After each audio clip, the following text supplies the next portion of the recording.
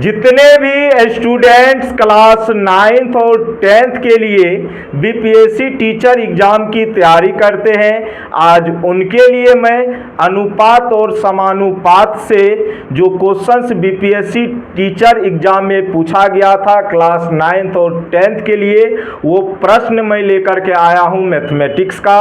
और मेरे प्यारे विद्यार्थीगण, अगर आपको भी क्लास 9th और 10th के लिए बीपीएससी टीचर बनना है तो उसके लिए आपको बीपीएससी टीचर का जो एग्ज़ाम होता है वो आपको निकालना पड़ेगा।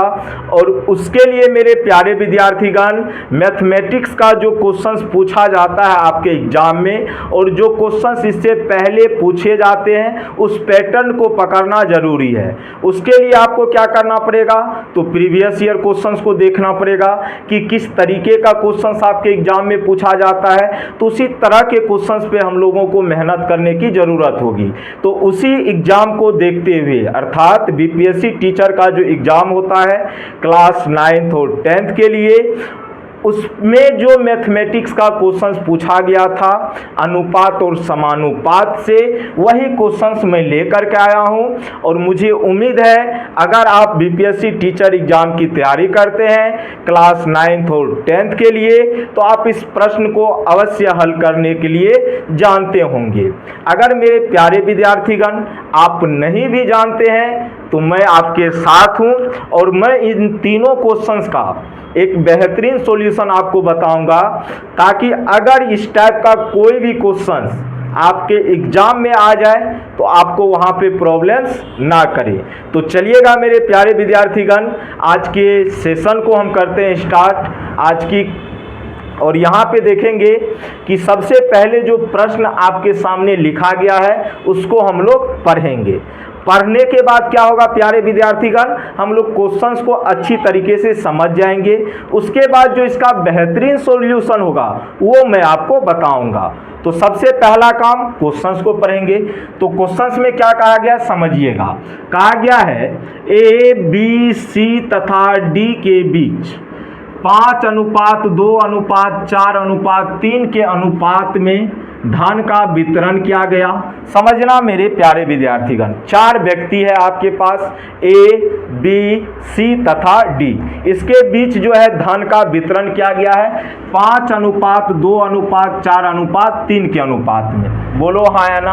अब यहाँ पे अगला स्टेप इसमें ये कहा गया है, यदि सी को डी से 1000 रुपया अधिक मिलते हैं, सी को क्या होता है प्यारे बच्चे, डी से 1000 रुपया अधिक मिलते हैं, तो आपको बताना है कि बी का हिस्सा क्या होगा। देखिएगा मेरे प्यारे विद्यार्थीगण, क्वेश्चंस को देख करके आप लोग घबराइएगा मत, और यहाँ पे इसका जो बेहतरीन सॉल्यूशन होगा वो मैं आपको कराने वाला हूँ। कोई टेंशन नहीं लेनी है क्योंकि मैं आपके साथ खड़ा हूँ। तो यहाँ पे देखेंगे आप, सबसे पहला नंबर क्वेश्चन है, कहा गया 4 व्यक्ति है आपके पास, एक ए है, दूसरा बी है, तीसरा सी है और चौथा क्या है बच्चा, डी है। और इसका अनुपात दिया गया है, मतलब इसके बीच जो धन का वितरण किया गया था उसका अनुपात है 5:2:3 नहीं, यहाँ पे 4 है, ठीक है। 4 अनुपात कितना है प्यारे बच्चों, 3 है। बोलो हाँ या ना। ये दिया गया है। अब इसने कहा प्यारे बच्चों क्वेश्चंस में कि सी को डी से 1000 रुपया अधिक मिलता है, जाहिर सी बात है। तो मेरे प्यारे विद्यार्थीगण, ये ए बी सी और डी के बीच जो धन का वितरण किया गया था उसका अनुपात है। क्वेश्चंस के हिसाब से सी को डी से 1000 रुपया अधिक मिलता है। बोलो हाँ या ना। तो मेरे प्यारे बच्चे, यहाँ पे सी को कितना यूनिट मिल रहा है, 4 यूनिट, डी को कितना मिल रहा है, 3 यूनिट। अब यहाँ पे देखेंगे मेरे प्यारे बच्चे, तो रेशियो में कितना यूनिट अधिक मिल रहा है सी को डी से, तो कहेंगे सर 1 यूनिट अधिक मिल रहा है। और रुपया में टोटल कितना अधिक मिल रहा है, तो 1000। यहाँ पे रेशियो में 1 यूनिट अधिक मिल रहा है और रुपया में कितना मिल रहा है, 1000। तो 1 यूनिट का वैल्यू कितना हो जाएगा, 1000। कितना हो जाएगा प्यारे बच्चे, चूंकि ये जो रेशियो दिया गया है रुपया का ही तो रेशियो है ना, अरे बोलो हाँ या ना। तो 1 यूनिट का वैल्यू 1000 हो गया।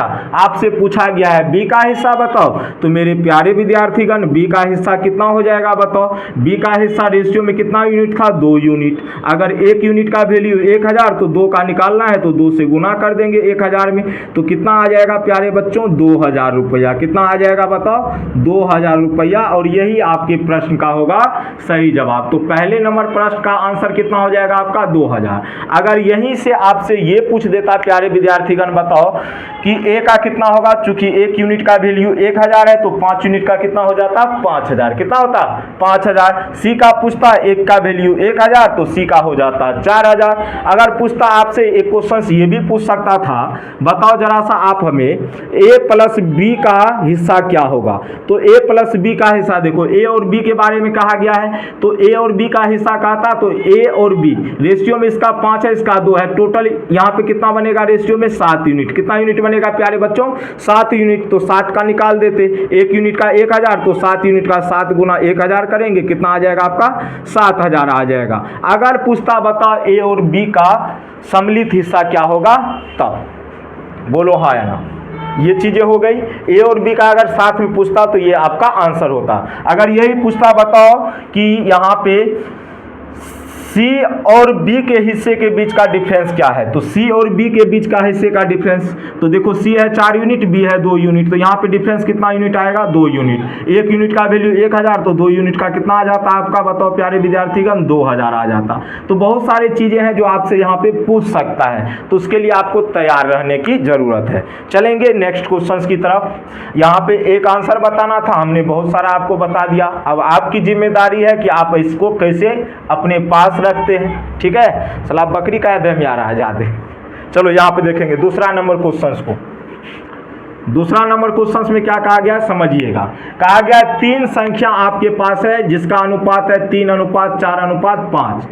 ठीक है, सबसे पहले 3 संख्या मेरे पास है, इसका अनुपात दिया गया 3:4:5। कोई दिक्कत बोलो हाँ या ना। ठीक है, सबसे बड़ी एवं सबसे छोटी संख्या का जो योग है दूसरी संख्या तथा 52 के योग के बराबर है, ये भी कहा गया है। देखो इसमें हम थोड़ा सा x मानते हैं, उसके बाद बिना x का बताएंगे। ये तो अनुपात दिया गया है तो हम मान लेते हैं मेरे पास संख्या 3x था, 4x था और क्या था मेरे प्यारे बच्चे 5x था, ये हम मान लेते हैं। बोलो हाँ या ना। चूंकि ये अनुपात है, ये क्या है अनुपात, कभी भी रियल डाटा आपका नहीं होता है, तो इसको हम मान लिए 3x है, 4x है और क्या है 5x है। अब ये आपका देखो मेरे प्यारे बच्चे, ये हो गया पहला संख्या, ये दूसरा और ये आपका हो गया तीसरा संख्या। बोलो हाँ या ना। अब इसने कहा कि सबसे बड़ी एवं सबसे छोटी संख्या का योग, तो सबसे बड़ी संख्या क्या है 5x। बोलो हाँ या ना। और सबसे छोटी संख्या क्या है तो 3x हो गया। इसका जो योग है मेरे प्यारे बच्चे, देखो सबसे बड़ी संख्या 5x, सबसे छोटी संख्या 3x, इसका जो योग है दूसरी संख्या तथा 52 के योग के बराबर है। तो दूसरी संख्या कितना आपका 4x, इसके 4x प्लस 52 हो जाएगा। क्योंकि क्वेश्चंस में कहा गया है सबसे बड़ी संख्या तथा सबसे छोटी संख्या का जो योग है दूसरी संख्या तथा 52 के योग के क्या है भैया मेरे बराबर है। तो 5 3 कितना होता है 8x, ये प्लस में 4x इधर आएगा, किस में होगा बताओ माइनस में, बराबर में कितना हो जाएगा 52। तो 8x में से 4x चल जाएगा, कितना x बचेगा 4x, और इसका वैल्यू किसके बराबर होगा 52 के बराबर। तो x की वैल्यू आएगी 52/4 कट के कितना होना है प्यारे बच्चों 13 होना है। कितना होना है 13।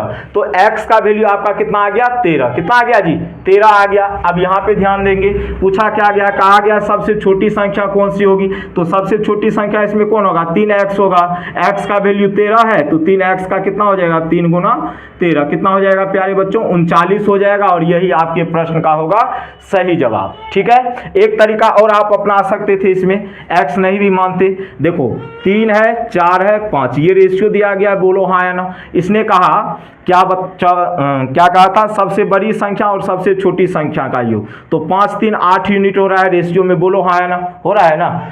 इसने कहा आराम समझिएगा सबसे बड़ी और सबसे छोटी का जो योग है दूसरी संख्या, तो दूसरी संख्या यहाँ पे रेशियो में 4 यूनिट है, अरे बोलो हाँ या ना, और इसके 52 के योग के बराबर है। तो देखो अगर यहाँ पे ये प्लस में 4 इधर आता तो माइनस में हो जाता। एक मतलब बता रहे हैं आपको, अगर आपको इतना नहीं लिखने का जरूरत था तो यहाँ पे 4 इधर प्लस में क्या कहते हैं प्लस में इधर आएगा तो माइनस में, तो 4 यूनिट होगा, ये यूनिट है। ठीक है, तो 4 यूनिट का वैल्यू 52 हो जाता, 1 का 13, 3 का हो जाता 39 इस हिसाब से। ठीक है, आपको जैसा मन है वैसा आप कर सकते हैं, लेकिन इसको आप इसी तरीके से बनाएंगे तो चीजें आपके लिए बेहतर होगी x मान करके। चलेंगे नेक्स्ट क्वेश्चन की तरफ। Question number 3। और आज की क्लास का ये अंतिम प्रश्न कहा गया, एक संख्या का 4/7 भाग दूसरी संख्या के 40% के समान है तो प्रथम संख्या तथा दूसरी संख्या से अनुपात क्या होगा। समझना, एक संख्या है उसका 4/7 भाग दूसरी संख्या के 40% के बराबर है। तो मेरे प्यारे बच्चे हम संख्याओं को मान लेते हैं, एक आपका x है, दूसरा क्या है, y है। अब कहा गया है इसमें क्या कि एक संख्या का 4/7 भाग, मान लो x का जो 4/7 भाग है वो दूसरी संख्या क्या है, y है, इसके 40% के क्या है प्यारे बच्चों, बराबर है। क्या है प्यारे बच्चों, बराबर है। तो यहाँ से x गुना 4/7 बराबर हो जाएगा y गुना 40/100 हो जाएगा, बोलो हाँ ना। तो यहाँ से मेरे प्यारे बच्चे देखेंगे आप तो x गुना 4/7 बराबर आपका हो जाएगा 20 दूना 40, 20 पंचे 100, तो y गुना 2/5 के बराबर होगा कि नहीं। और यहाँ से अगर x बटे y आप निकालेंगे तो 2/5 और मेरे प्यारे बच्चे 7 चल जाएगा ऊपर, 4 आएगा नीचे, 2 का 2, 2 दूना 4 होता है जी। तो यहाँ पे देखिएगा तो 7 बटे आपका 10 होगा। तो पहली संख्या से दूसरी संख्या का अनुपात यहाँ पे कितना निकल के आएगा आपका, 7:10, और यही आपके प्रश्न का होगा सही जवाब। क्वेश्चन में कुछ भी नहीं था, बहुत ही आसान था। एक संख्या का 4/7 भाग, तो संख्या एक x मान लीजिए, इसका 4/7 भाग जो है दूसरी संख्या तो y माने हम, और y के 40% के क्या है, बराबर है। यहाँ से हल करेंगे तो x और y का जो अनुपात होगा कितना आ जाएगा प्यारे बच्चे, आपका 7:10 हो जाएगा, और यही आपके प्रश्न का होगा सही जवाब। तो मेरे प्यारे विद्यार्थीगण आज की क्लास को हम यहीं पे समाप्त करते हैं। तो बाय बाय, टेक केयर, जय हिंद, जय भारत।